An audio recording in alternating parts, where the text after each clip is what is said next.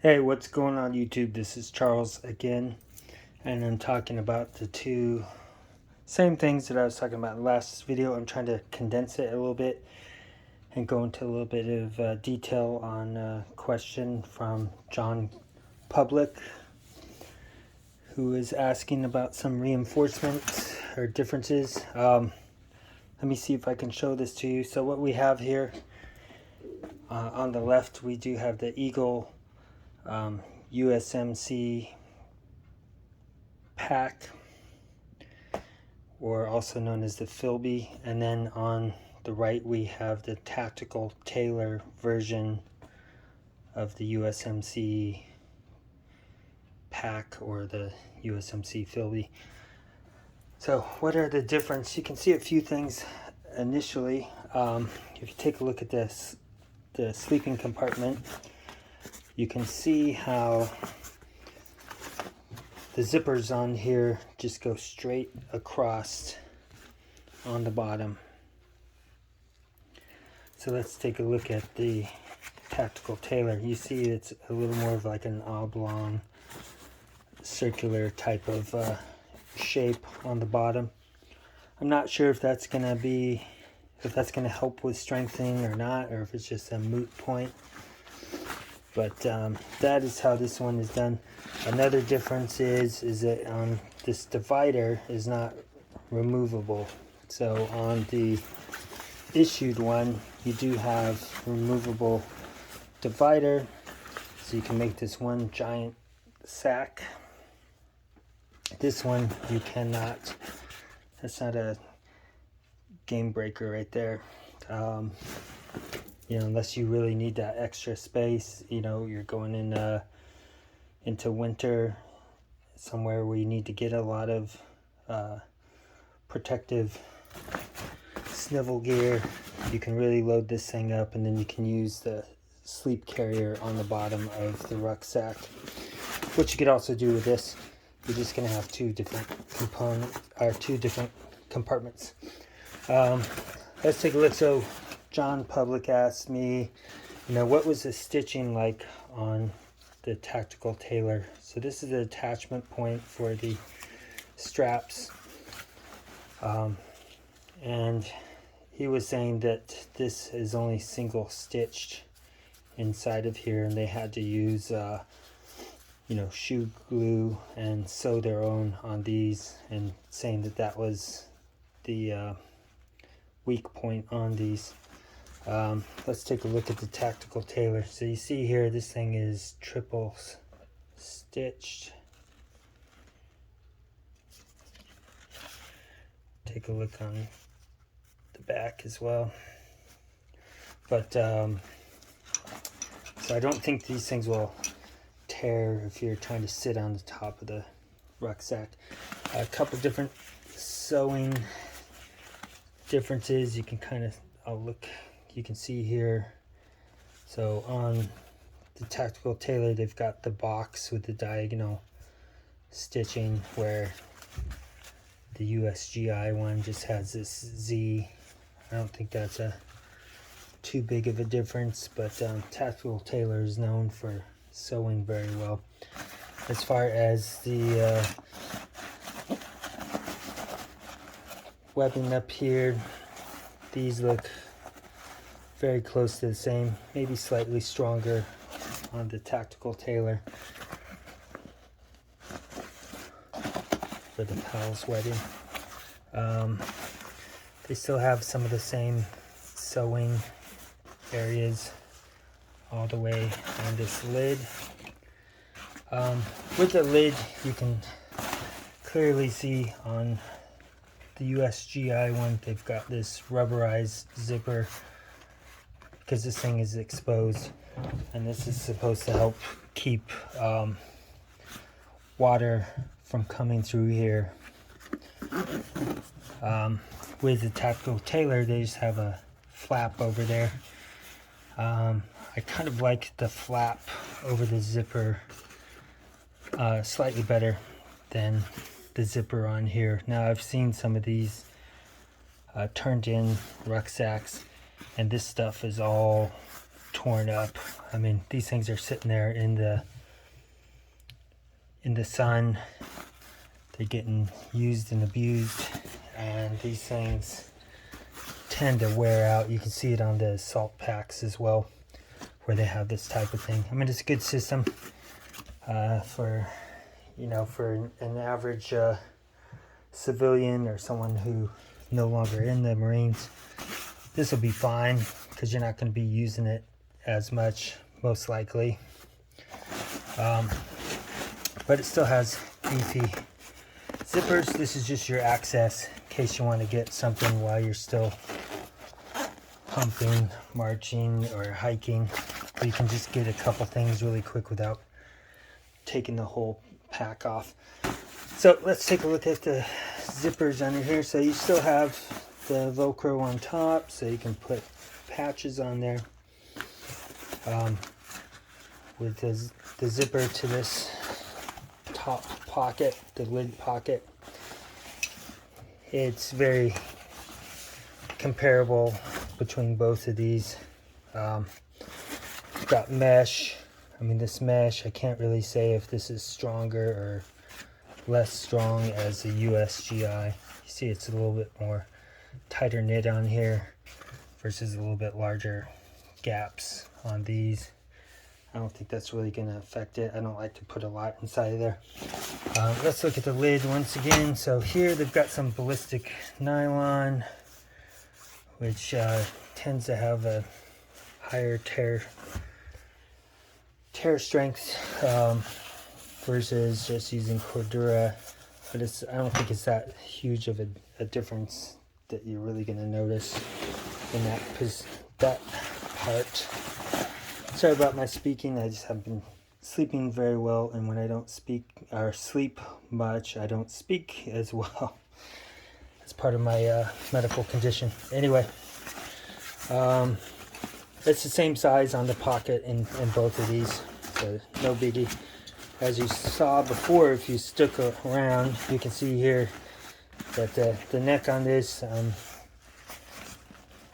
for overstuffing this, you've got two separate collars here, which I kind of like on this. The only thing I would say is on the Tactical Tailor, it is shorter than the USGI one. Looking inside of here, what I kind of like on the Tactical Tailors, you do have two tabs on here so that you can attach something inside and go inside of this radio pocket. The radio pocket is pretty much the same as the USGI one, although it is ballistic nylon once again. You still have the strap there. One item that is missing from Tactical Tailor that the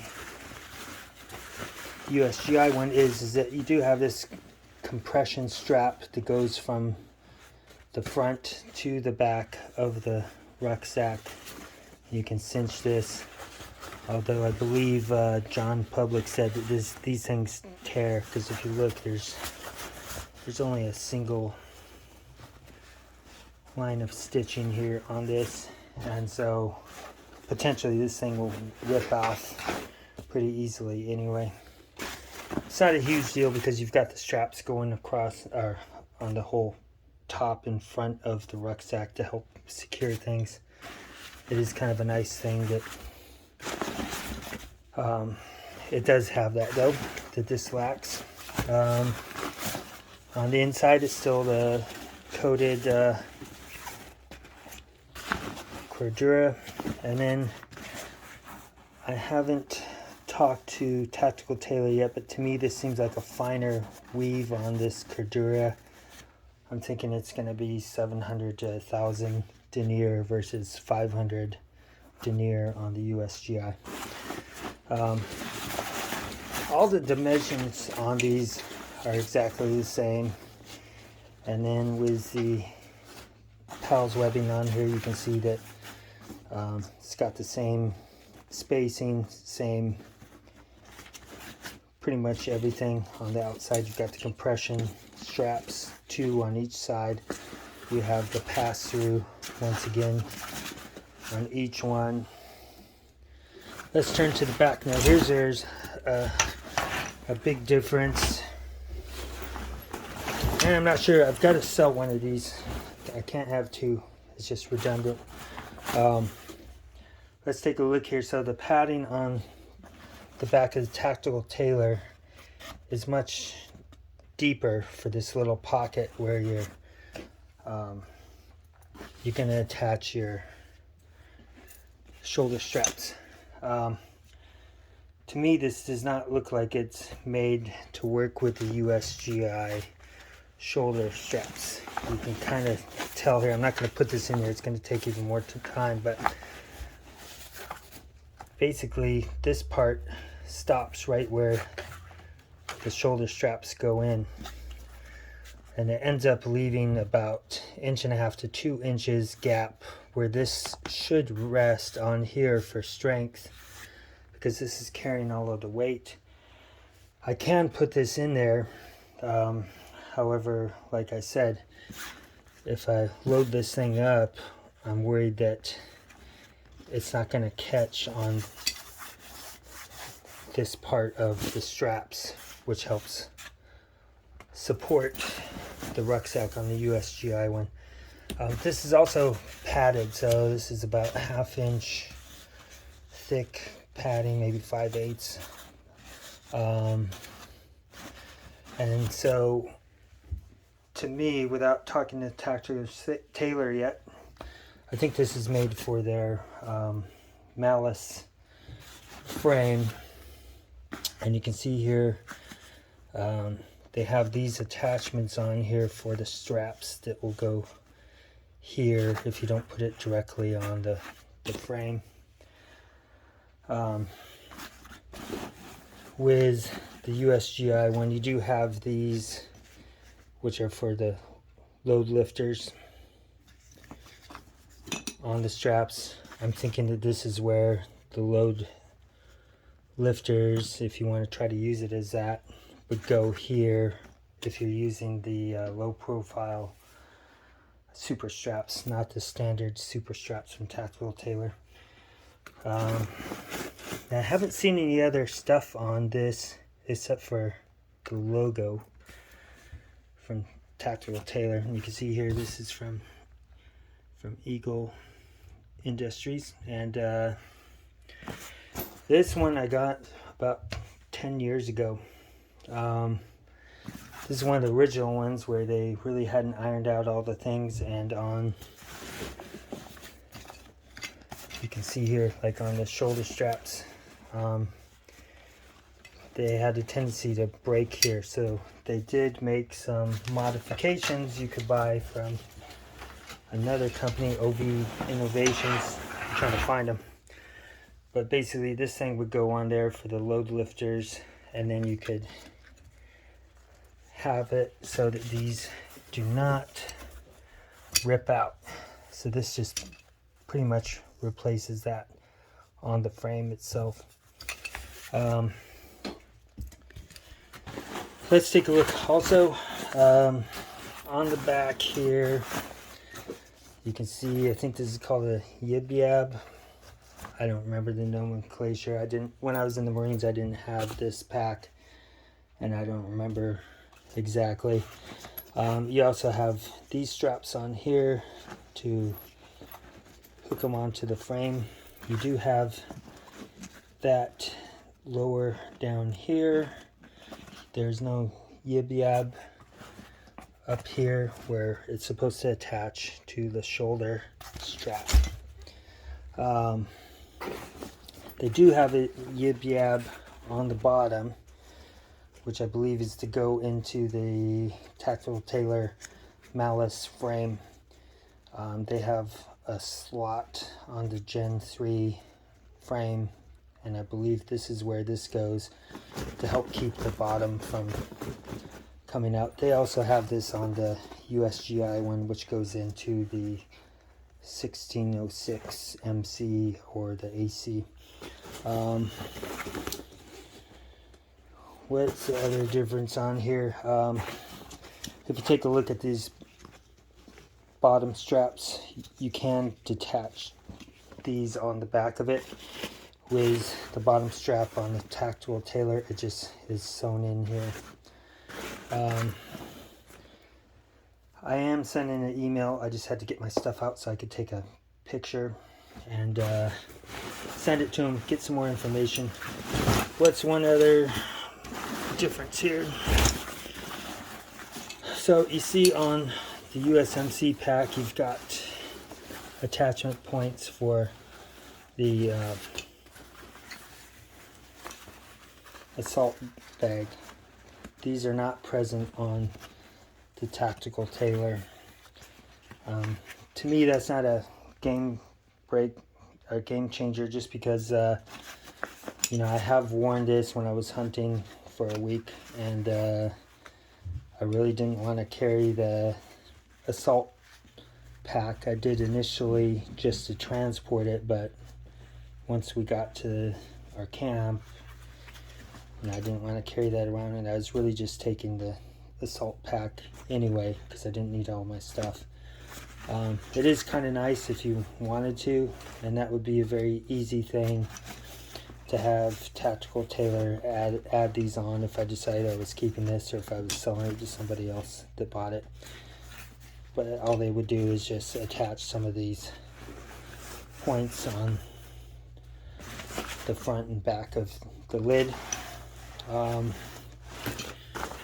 There's one other thing, which if I decide to get a tactical Tailor malice frame, and I did try this on the USMC Pack, these are load lifters attachment. It's really made for Mystery Ranch, but I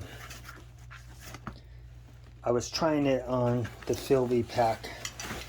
It sort of works, but because these things are inside of here, the rods are made out of fiberglass, it's very rigid, and you can't bend them and keep them in that shape.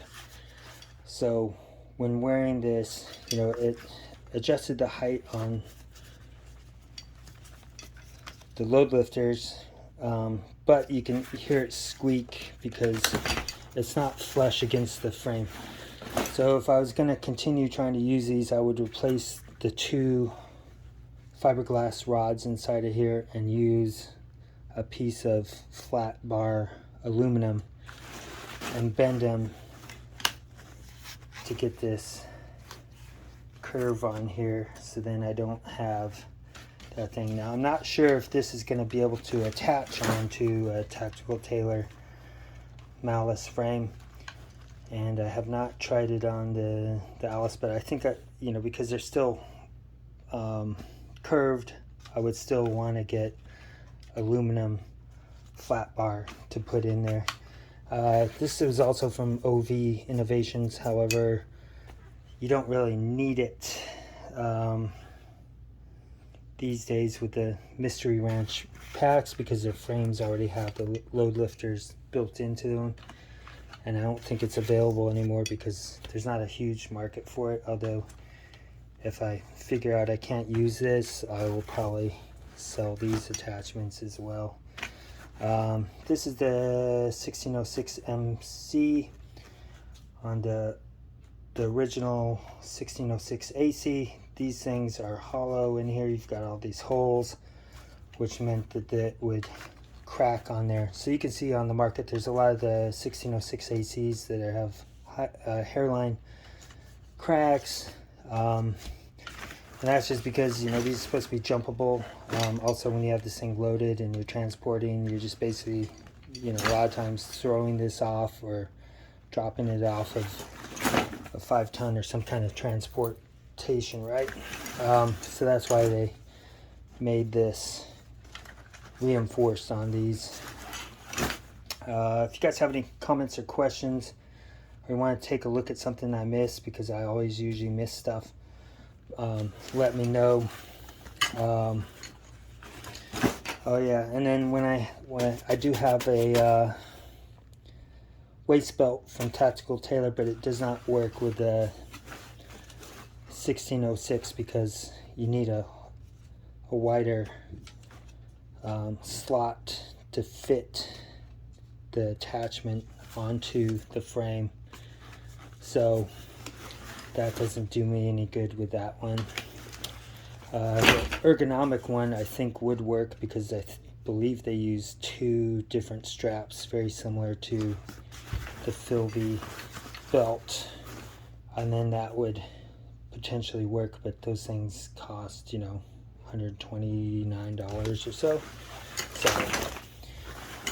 So I think that is it. Thanks for watching.